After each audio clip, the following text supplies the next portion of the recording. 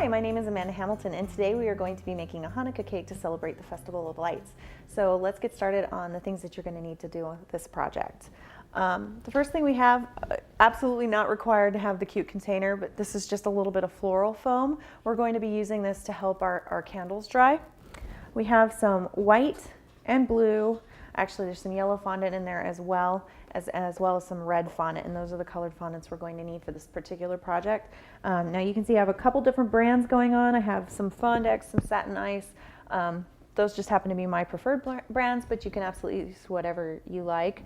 I also have purchased pre-colored fondant, also not necessary if you'd like to color it yourself. But those are the general color palette you're going to need for this project.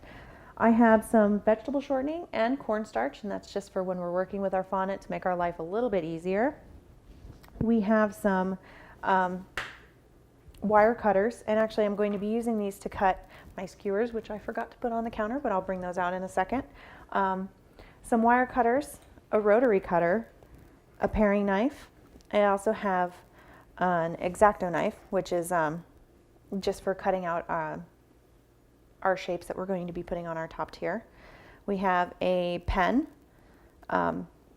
This is an acrylic rolling pin, which is my preferred small roller. We're going to be using this to roll out our fondant for all our detail work.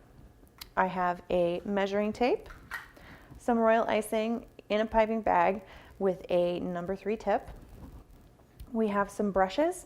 Now these brushes are going to be used not only for painting some of our detail work, but also for some construction. We have some edible silver powder, a small ramekin, and some clear vanilla extract. Now this extract is what we're going to be using to mix with our silver powder to make a silver paint.